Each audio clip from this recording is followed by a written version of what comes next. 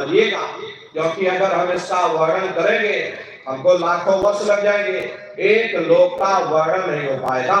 इतने विशाल लोक इस आसमान के ऊपर बने हुए, लेकिन संक्षिप्त में हम आपको बता रहे हैं कि किन किन मंडलों को पार करते हुए तुम्हारी ये जीवात्मा अपने पांचवें मंडल पर यानी कि सचखंड में पहुंचेगी।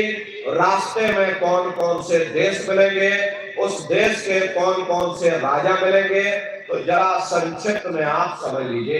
प्रेमी भाई बहनों, जब आप भजन करोगे और जब घंटे और शंख की आवाज को सुनोगे, तो उसी घंटे शंख की आवाज को पकड़ करके ये जीवात्मा ब्रह्मांडों की चढ़ाई करती है। मान लो आप किसी जंगल में खो गए और चारों तरफ अंधेरा ही अंधेरा हो, कोई रास्ता आपको नजर ना रहा हो, तो आप किसी टापू या पहाड़ पर चढ़ करके और वहीं से आवाज लगाते हो, भाई कोई हमारी आवाज को सुन रहा हो तो कृपया करके हमको रास्ता बताओ। मान लो किसी आदमी ने आपकी आवाज को सुना और उसने आपको आवाज दी कि भाई हम तुमको ये आवाज दे रहे, तुम इस आवाज को पकड़ करके और तुम हम तक पहुंच जाओ। भले ही हमको दिखाई ना पड़े, लेकिन हम उसकी आवाज को पहले सुनेंगे, वो आवाज पूरब से आ रही या पश्चिम से आ रही, और फिर उस आवाज को पकड़ करके हम उसी जगह पहुंच जाएंगे जहां वो आदमी आवाज दे रहा। ठीक उसी प्रकार से इस मानव मंदिर के अंदर, इस हरि मंदिर के अंदर वो परमात्मा आवाज दे रहा। जब ये जीवात्मा उस आवाज को सुनेगी तो उस आवाज को पकड़ करके ये जीवात्मा वहीं पहुंच जाएगी जहां वो परमात्मा बैठ करके आवाज दे रहा। तो वो आवाज कब सुनाई पड़ेगी? जब आप लोग भजन करोगे और जब घंटे और शंख की आवाज को सुनोगे, तो उसी घंटे शंख की आवाज को पकड़ करके ये जीवात्मा ब्रह्मांडों की चढ़ाई करती है। पलक झपकते यह जीवात्मा खर्व और जोजन ऊपर चली जाती। ये चांद सूरज सितारों को पार करने के बाद में सबसे पहले जो आपको लोक मिलेगा उसे महात्माओं ने शिवलोक कहा। शिवलोक तमोगुणी स्थान है, वहां के मालिक शिव जी हैं, तो पार्वती जी के साथ उस लोक में विराजमान है। शिव जी का दर्शन करने के बाद में फिर जब आप ऊपर चढ़ोगे, उसी के ऊपर ब्रह्मा जी का लोक आएगा। ब्रह्मा जी का लोक वो रजोगुणी स्थान है, वहां के मालिक ब्रह्मा जी हैं। वो गायत्री सावित्री और सरस्वती के साथ उस लोक में विराजमान है।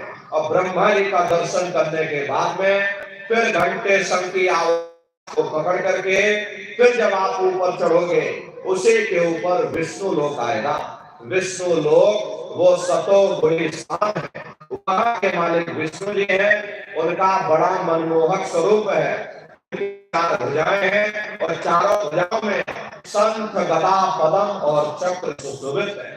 और आप क्षीर सागर में लक्ष्मी जी के साथ विराजमान हैं। ये तीनों देवता ब्रह्मा विष्णु और महादेव अपने अपने लोक में बैठ करके राज कर रहे। एक रचयिता है जो हम जीवों को रचता है, एक पालनहार है जो हम जीवों को पालता है, और एक संहार करता है जो जीवों को नष्ट कर देता। एक का काम है शरीर को बनाना, एक का काम है शरीर की सुरक्षा करना, और एक का काम है शरीर को नष्ट कर देना। इनकी जो माता है वो आद्या महाशक्ति है। ब्रह्मा विष्णु महादेव लोक के ऊपर वो आद्या महाशक्ति का लोक आता है, उसी को देवी दुर्गा का लोक कहा जाता है। और उसी लोक को पार करने के बाद में सबसे पहला देश पड़ता है, या यूं कह लीजिए कि पहली राजधानी पड़ती है, जिसे महात्माओं ने सहस्र दल कवल कहा। वहां के जो मालिक हैं वो निरंजन भगवान है। ये ब्रह्मा विष्णु महादेव ये निरंजन भगवान के ही पुत्र हैं। और ये आद्या महाशक्ति ये देवी दुर्गा ये निरंजन भगवान की अर्धांगिनी है। और निरंजन भगवान स्वयं तीनों लोकों के मालिक हैं। उन्हीं को त्रिलोकीनाथ कहा जाता है। हिंदू उन्हीं को परमात्मा कहते हैं, मुसलमान उन्हीं को खुदा कहते हैं, और ईसाई उन्हीं को गॉड कहते हैं। ये जल एक है। अरे जल को चाहे आप पानी कह लो, चाहे आप वाटर के